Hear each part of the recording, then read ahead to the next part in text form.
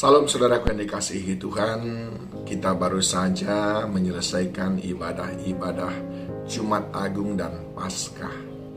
Dan saya ingin mengajak saudara untuk mengambil beberapa makna-makna penting dari sekitar kebangkitan Kristus Yesus.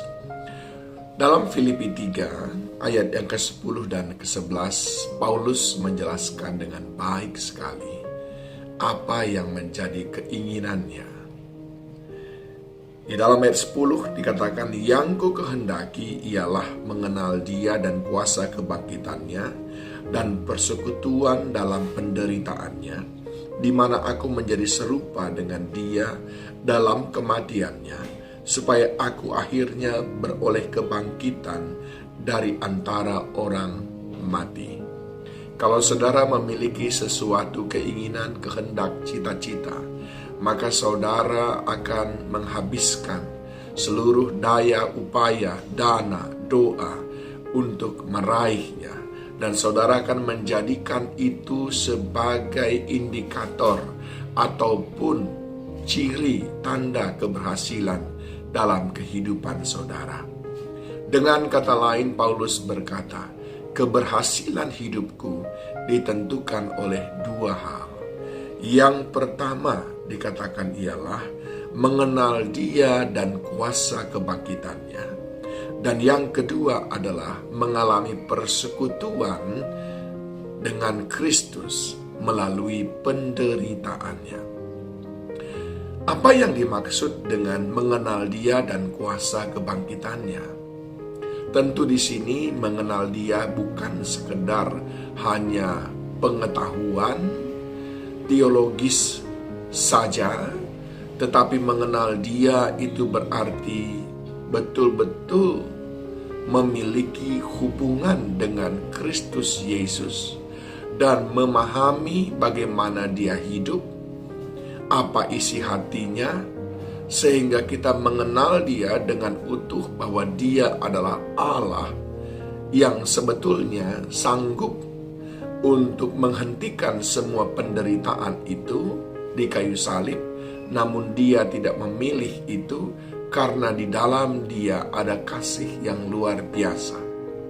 Pengenalan akan Dia juga membuat kita akhirnya hidup tidak lagi seperti orang-orang lain hidup, sebagaimana dijelaskan oleh Rasul Paulus di dalam Filipi 3 mulai dari ayat 1 sampai dengan ayat yang ke-9.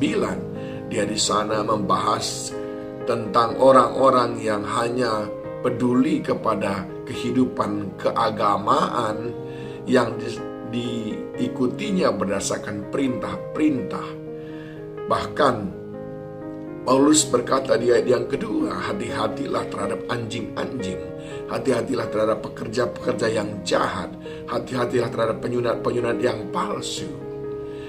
Mengenal Dia berarti kita mau mengikuti apa yang menjadi keinginannya sendiri, yaitu supaya kita mengenakan kasih akan Allah dan kasih akan sesama manusia, di mana itu sudah menjadi bagian daripada kehidupan Yesus Kristus selama Dia hidup sebagai manusia 100%, namun pada saat yang sama juga Allah 100%. Mengenal Dia berarti kita tidak lagi fokus kepada kemegahan-kemegahan dunia, kita tidak lagi fokus kepada hal-hal yang sementara, tetapi kepada kekekalan sebagaimana yang dikejar, diperjuangkan oleh Yesus Kristus untuk kita miliki.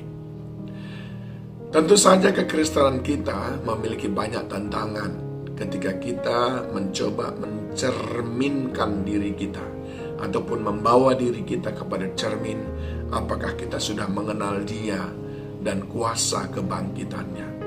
Kuasa kebangkitannya berbicara tentang tekad kita untuk mengalahkan dosa sebagaimana Kristus sudah mengalahkan dosa.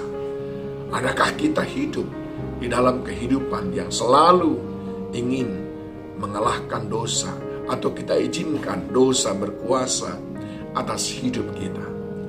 Paulus berkata, itu yang kuingini. Lalu yang kedua, yang Paulus inginkan adalah mengalami persekutuan dalam penderitaannya.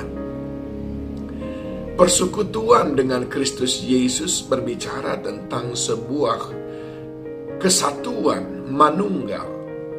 Dan Paulus menjelaskan salah satu cara untuk mengalami persekutuan dengan Yesus Kristus adalah kita rela menderita karena Yesus Kristus.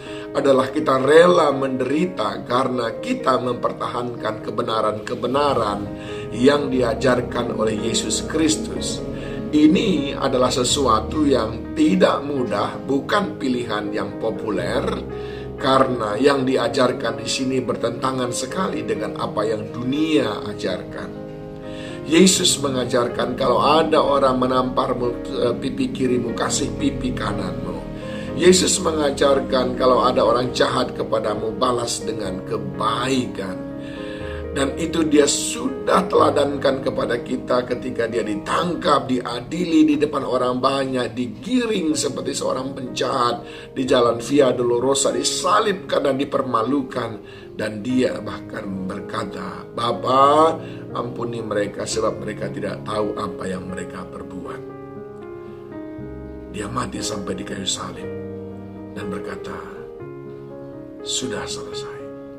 Saudara yang dikasihi Tuhan, itu adalah hal yang diinginkan oleh Paulus. Dia tidak menginginkan rumah yang besar. Dia tidak menginginkan harta duniawi yang sebentar lagi semuanya sama sekali tiada berarti. Kalaupun engkau miliki itu hanya ada 80, 90, katakanlah 100 tahun. Sesudah itu semuanya nilainya 0. Tapi yang berarti adalah mengenal dia dan kuasa kebangkitannya dan mengalami persekutuan dengan dia. Saya sepakat dengan Paulus. Saya pun ingin mengejar hal yang sama. Dan saya juga mengajak saudara untuk mengejar hal yang sama. Kiranya Tuhan menolong